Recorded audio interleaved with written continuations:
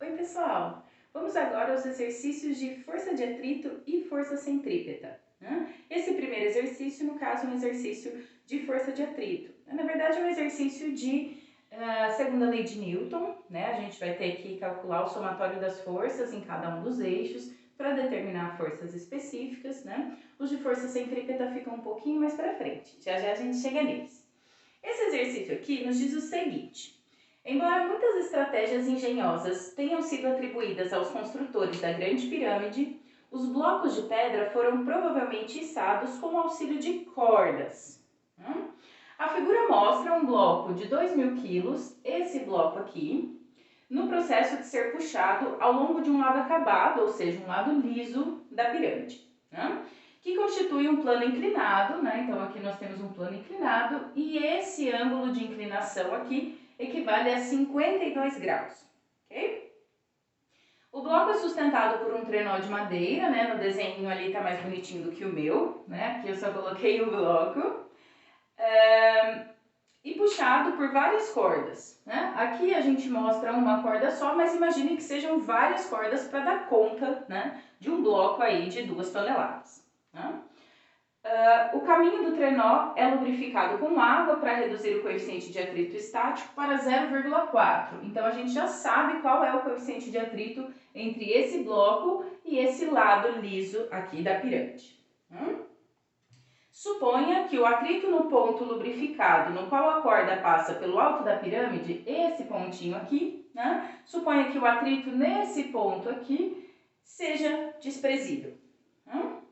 Bom, se cada operário, a gente vai ter aqui uma gama de operários, Eu desenhei só 3 aqui, mas com certeza serão mais, para puxar um bloco de 2 toneladas, Então, suponha que cada operário puxa com uma força de 686 newtons. Então, eu estou chamando de FOP, a força de cada operário, e ela vai ser de 686 newtons.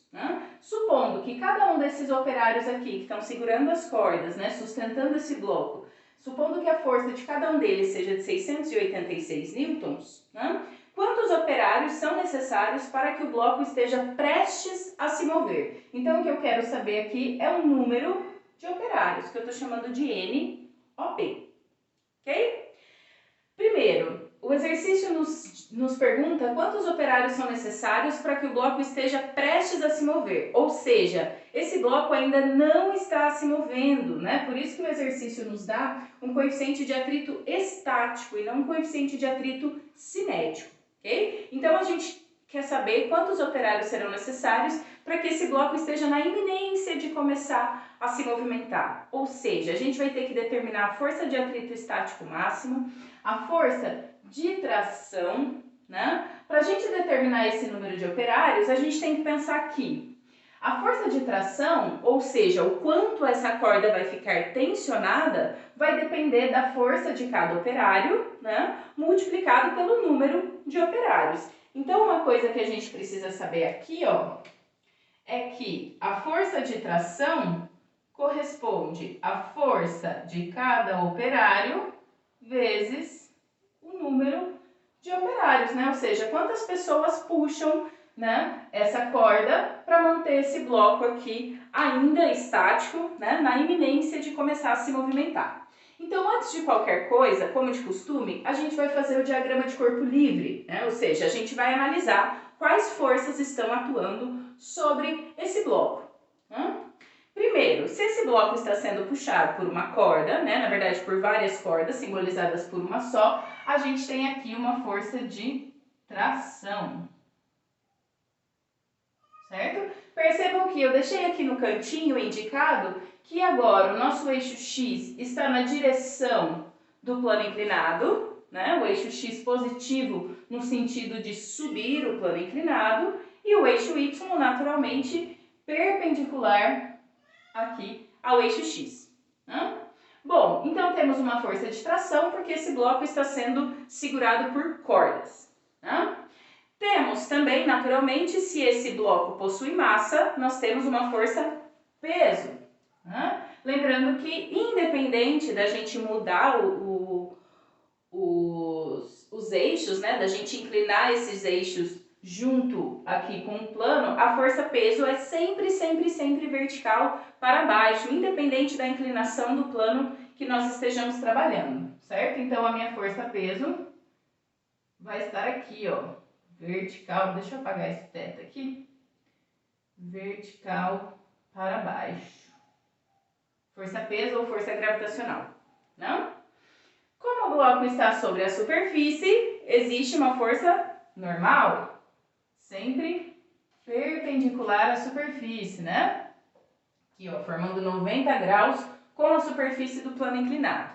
E temos ainda a força de atrito, né? Força de atrito é sempre oposta, né, no sentido oposto da tendência de movimento. A tendência de movimento desse bloco, naturalmente, é subir o plano, né, o plano inclinado, já que as pessoas aqui, os operários, estão na tentativa de puxar esse bloco para cima. Se a tendência de movimento é subir o plano inclinado, a força de atrito vai estar aqui descendo o plano inclinado, né? Então, lembrando, força de atrito é sempre na mesma direção, né, paralela aqui à nossa superfície, mas o sentido oposto à tendência de movimento, enquanto que a força normal é sempre perpendicular à superfície, ok? Isso é importante a gente saber.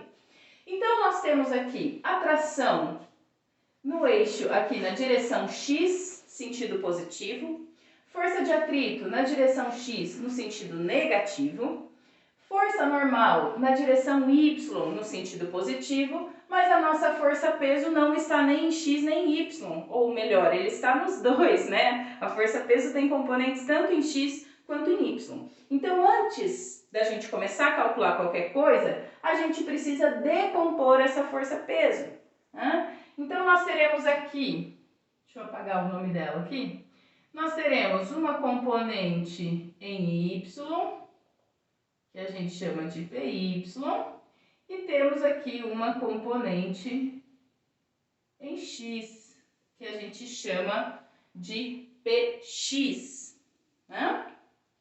Agora, a gente precisa saber aonde vai estar o ângulo, né? Ou qual ângulo a gente vai usar para determinar PX e PY, né?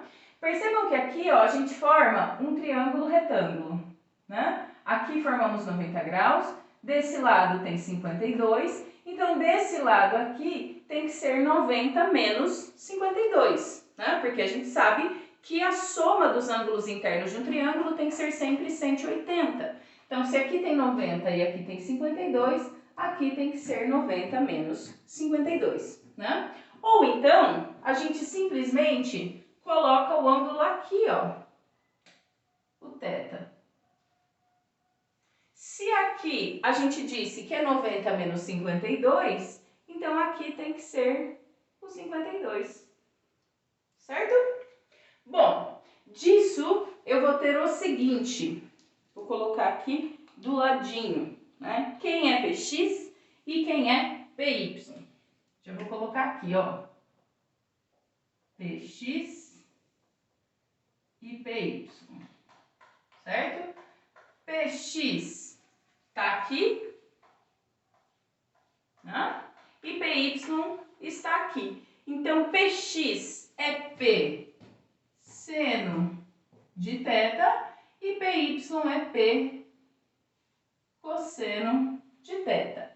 Se você não entendeu como que eu cheguei nos valores de PX e de PY, né, que PX é P seno e PY é P cosseno, eu sugiro que você pause o vídeo aqui e tente chegar nessas equações de PX e de PY, ok? Para que isso não passe batido, tá, gente?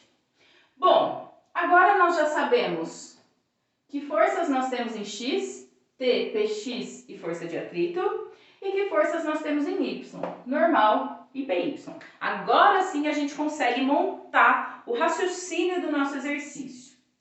Nós sabemos que esse bloco ainda está parado, certo? Se ele está parado, quer dizer que ele não tem aceleração em X e não tem aceleração em Y. O que isso quer dizer? Que o somatório das forças em X vai ser igual a zero, porque a aceleração em X é zero, e que também o somatório das forças em Y vai ser zero. Se não tem aceleração nem em X nem em Y, quer dizer que a força resultante nos dois eixos é igual a zero, né?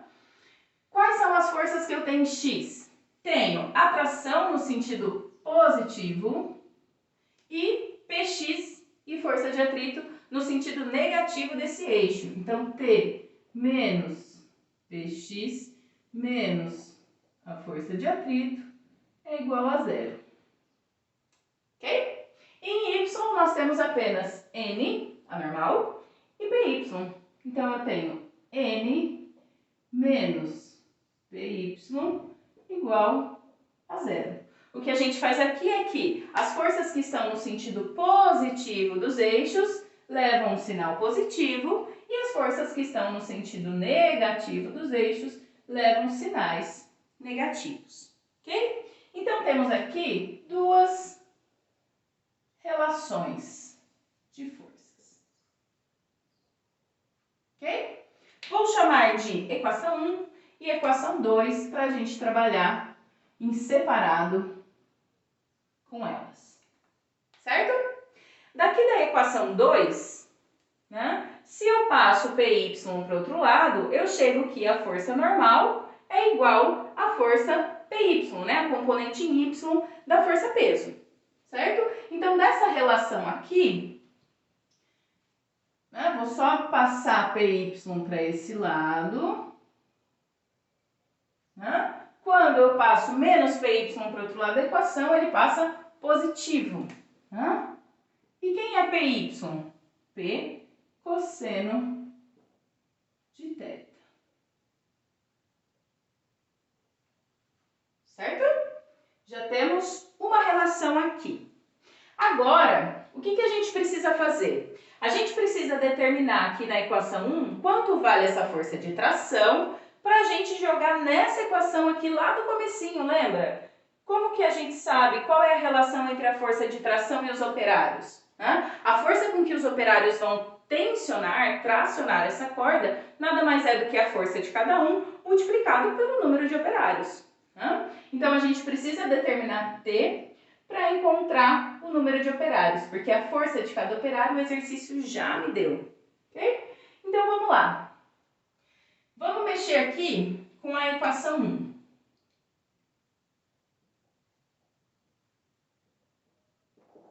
O que nós temos aqui? Eu já vou isolar a tração, porque é o que eu quero calcular. Então, eu vou chegar aqui, tração é igual Px, passou para lá positivo, mais força de atrito. Eu sei que essa força de atrito é do tipo estática, porque o sistema ainda está parado, né? Quem é Px? Px, nós chegamos aqui por esse triângulo, que Px é P seno de θ. E a força de atrito estático é coeficiente de atrito estático vezes a força normal. Assim como a força de atrito cinético é o coeficiente de atrito cinético vezes o módulo da força normal, né? Eu tenho P, né? A força peso é sempre a massa do corpo vezes a aceleração gravitacional. Tenho θ, que vale 52. Tenho o coeficiente de atrito estático, que vale 0,40. E consigo calcular a força normal pela equação 2. Então, eu vou substituir aqui a equação 2 na equação 1. Então, eu tenho que T é igual a mg, que veio daqui, né? Módulo da força peso, seno de θ, mais coeficiente de atrito estático, vezes a normal. Quem é a normal? Py. P cosseno de θ. Todos esses valores aqui nós temos, então já vamos substituir todo mundo. T é igual a massa do bloco, 2.000 kg, aceleração gravitacional, sempre 9,81 metros por segundo quadrado, vezes seno de 52. Mais, esse P aqui, gente, a gente já pode colocar mg, né? Para ficar igual ali.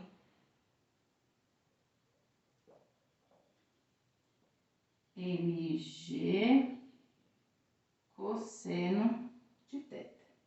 Tá? Mas, vou ter que colocar aqui embaixo, né?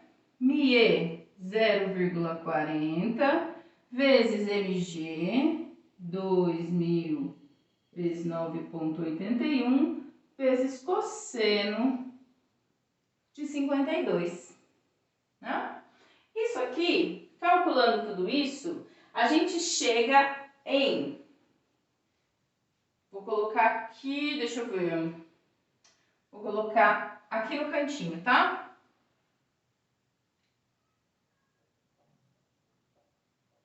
T é igual a, na verdade, vou colocar aqui embaixo e depois a gente apaga tudo e transfere, tá? A gente vai chegar no valor de 20,3 quilonewtons, né? Ou 10 ao cubo newtons. Beleza? Deixa eu só ver se eu não estou me enganando. Isso. Então, temos o valor da força de tração. Se eu conheço a força de tração, ou seja, com a intensidade aqui, né, com que essas cordas estão tensionadas, e eu conheço a força de cada um dos operários, eu consigo calcular o número de operários. E é isso que a gente vai fazer. Então, eu vou apagar tudo isso aqui que a gente já usou, que precisava daqui, né? Já aplicamos a segunda lei de Newton aqui para os dois eixos, já calculamos o que precisávamos calcular. E agora, a gente vai para a parte final. Vou deixar o valorzinho da força de tração aqui para a gente reutilizar, tá? Então, nós temos que a força de tração é igual à força de cada um dos operários vezes o número de operários. Já tenho força de tração, que eu acabei de calcular, e já tenho força aplicada, né? A força de cada um dos operários. Então, eu chego aqui, NOP é T sobre a força de cada um dos operários. Substituindo o que nós calculamos, 20,3 vezes 10 ao cubo, dividido por 686. Nós chegamos aqui no valor de aproximadamente 30 operários. Facinho, né? Já voltamos para mais.